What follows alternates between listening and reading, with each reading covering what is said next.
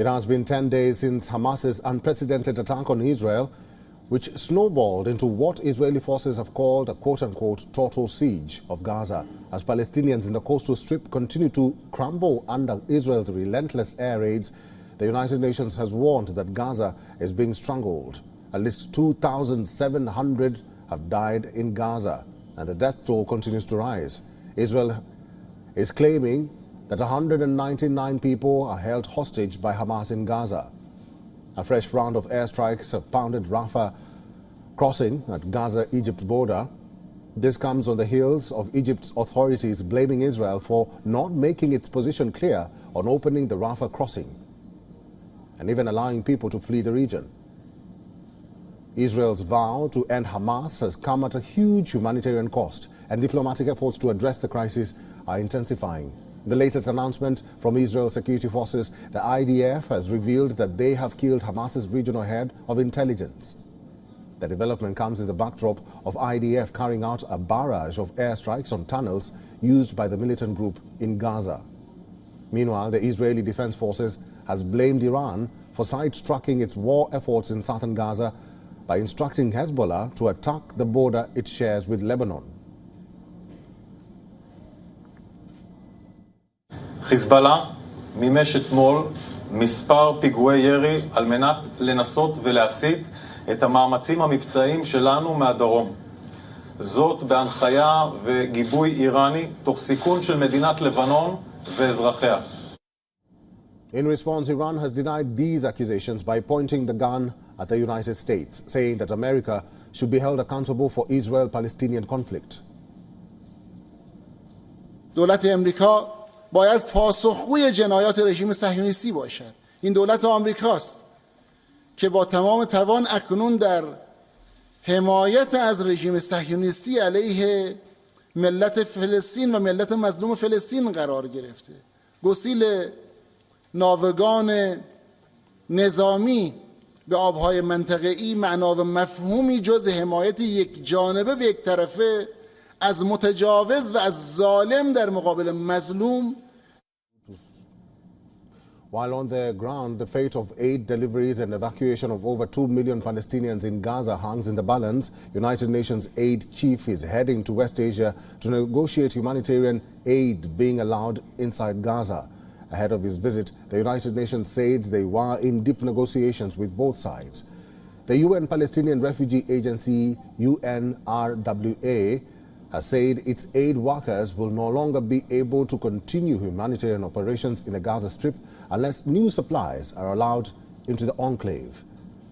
The conflict so far has claimed at least 4,000 lives and continues to mount as time progresses. WHO says 60% of casualties in Gaza have been women or children. At the moment, rescuers say that over 1,000 bodies remain trapped under debris.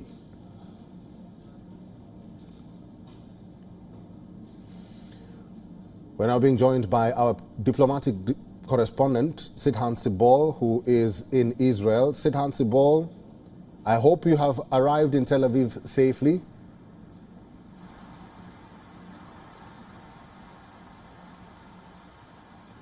Sidhan Sibol, can you hear me?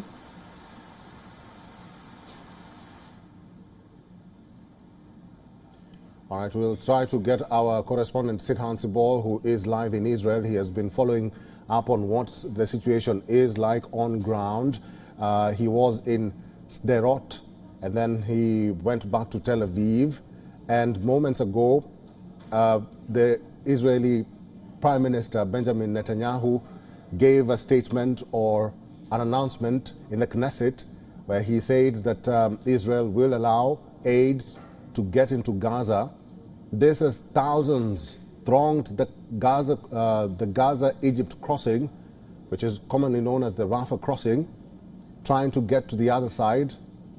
This is the only way out for Gazans stuck in Gaza, and we are waiting to see if the Egyptian government will open the crossing and allow Palestinians to go to Egypt. Let's now connect to our principal diplomatic correspondent, Sidhan Sibol, who is live in Israel. Sidhan Sibol, good to see you.